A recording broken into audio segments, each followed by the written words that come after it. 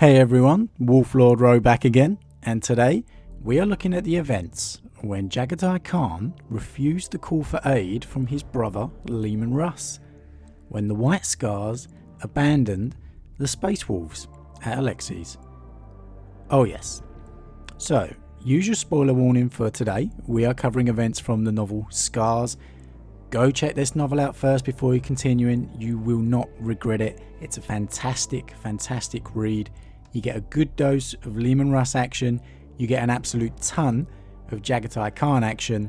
It's his first real good dose of screen time in the Horus Heresy, and boy, does it not, disappoint.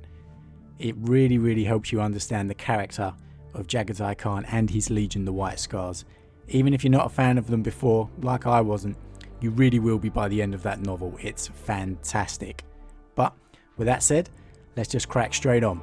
So, at the nebula of Alaxxes, the Space Wolves have been attacked by a superior fleet of Alpha Legion traitors, and barely hanging on, thanks to some brilliant strategic moves from Leman Russ. He's counter-thrusting here and there, but what else did you expect from, obviously, the Great Wolf?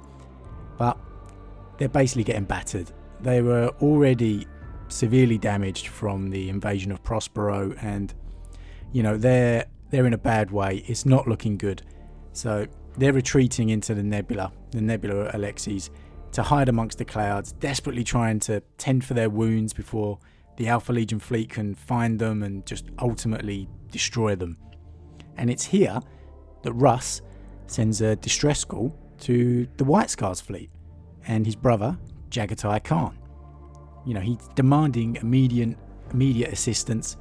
The Wolves, they're under attack by the Alpha Legion. He's asking his brother to remember the bonds of fealty between Primarchs.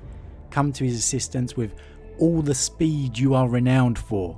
He ends with his thanks. Now, as for the White Scars, they've been cut off from the rest of the galaxy during the initial stages of the heresy. They don't know what's been going on. They've come back to find reports of both sides being traitors. The traitorous wolves have destroyed Prospero, and Magnus was one of the Khan's few friends. So, immediately that doesn't look great. And when receiving the message, Jaghatai comments how if the Wolf King is complimenting the White Scars, he must be desperate. And he's clearly torn on the right outcome, what decision to make.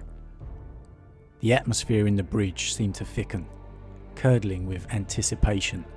All faces remained fixed upon him. "Send this message to Russ," he said finally, lifting his heavy eyes towards the mistress of astropaths. "Tell him that we have received commands from Dawn to return to the throne world. Tell him that we cannot ignore them, much as we might like to." He closed his eyes, shaking his head, changing his mind. No lies. Tell him that we could ignore Dawn's order, but we won't. The truth is not obvious to us. We need time to uncover it. The Khan uncrossed his arms and rested his right hand on the hilt of his dao. Tell him that we have received disturbing news concerning Prospero, which we hope is false.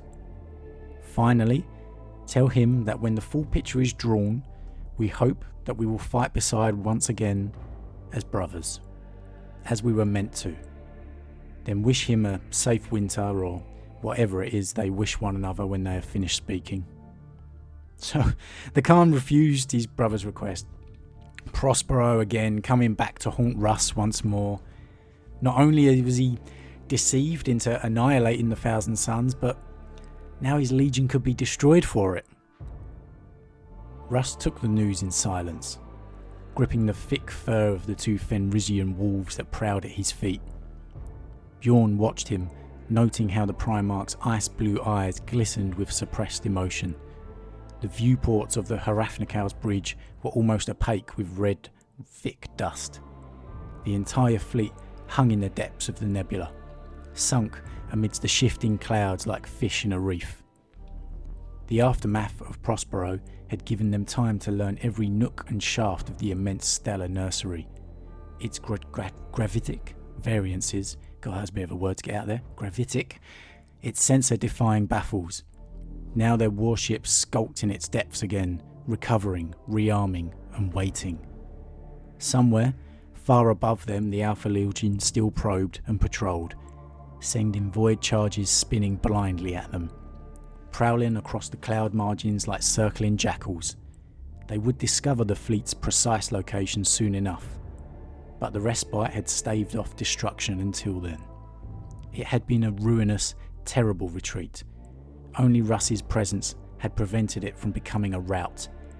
He had held things together seemingly by sheer force of will, orchestrating lightning counterthrusts, flanking moves, sudden fallbacks, all with the aim of getting as many ships into the heart of the nebula as possible, before devastation overtook them.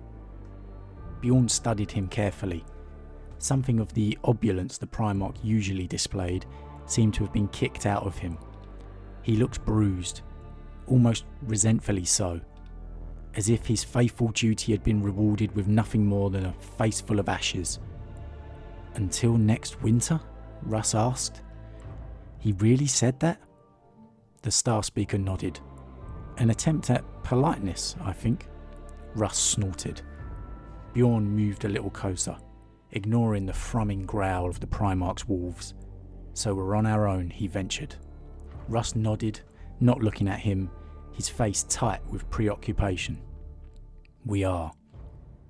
They have always been unreliable." "They have."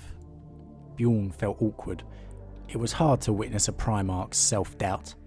Russ seemed to sense it and stirred himself. "You know why I wanted you close to me, One Hand?" he asked. Bjorn shook his head. "You're young. We can see times are changing." Russ fixed him with those penetrating, frosty eyes. "Let's be honest. We knew that something was wrong before Prospero. We're used to spectres on Fenris.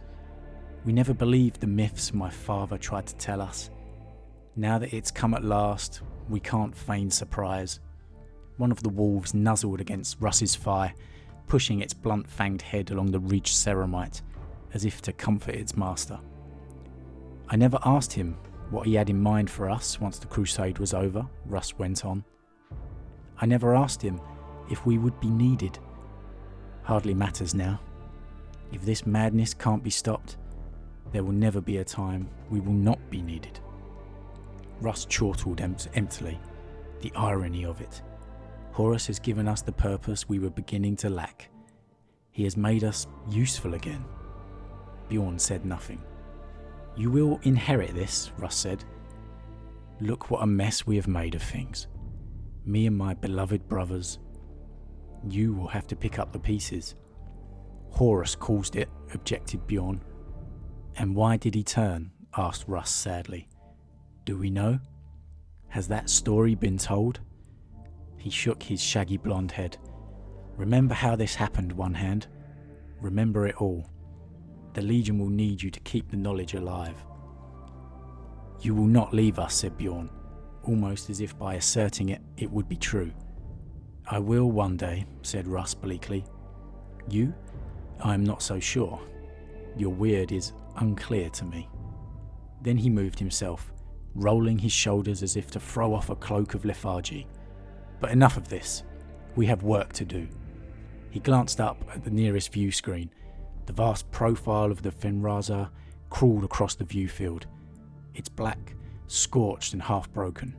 The Harafnikau itself would not look much better. "The Khan be damned," said Russ. "He's always gone his own way, and we can manage without his swordplay. We've never needed help before. It was a mistake to ask for it." He grinned. Something of the old bravado was returning. "We'll be back," he said, grabbing the nape of the nuzzling wolf and ruffling affectionately. "This is the lowest point. We'll sharpen our claws and blades." The feral smile intensified. "Trust me," he growled. "They haven't seen the last of us." "Oh, they haven't indeed, Great Wolf. They have not indeed." You know, I love the way that Russ reacted to the message from the Khan there. Almost disbelieving at first, you know. He said, "What?" And then it moves on to the more, okay, all right, we'll screw him anyway. the way anyone would react to being really disappointed by someone at first. You know, at first you're kind of like, what? It's someone you really trust, and then it's, all right, well fine, sod ya, I'm going to do it without you. The first doubts of Russ around his brother's Horus's motives, you know, we see obviously that develops more and continue on into Wolfsbane and the ultimate confrontation with Horus. If you haven't seen my video on that, go check it out. I've already done a video around those events, and that's one of the best moments in the Horus Heresy yet by far. It truly is. Fantastic novel. But what of the Khan? You know, whatever you think of the Khan, like him or loathe him or indifferent to him, you have to admire his strength of character here. Knowing a possible loyal brother Primarch could be killed because he's refusing to aid him. He refuses to act because he cannot be sure. He will not commit his legion to a possible wrong move. He wants facts and certainties before he commits to either side.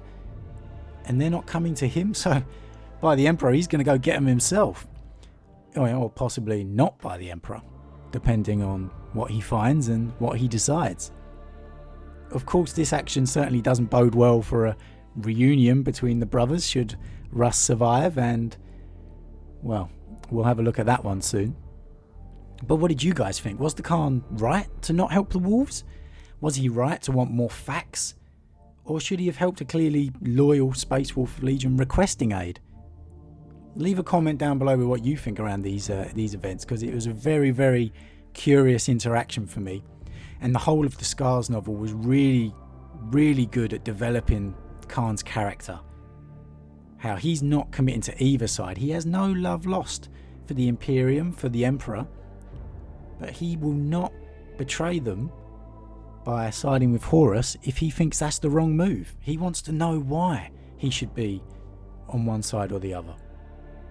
But as usual, if you enjoy this content and the channel, please subscribe to keep up with all the uploads and to help this channel grow. I'm really appreciating all the support you guys are giving me. And of course, if you enjoyed this particular upload, then why not drop a like on it as well. But that's it for today. And with that said, I'm going to see you guys again real soon.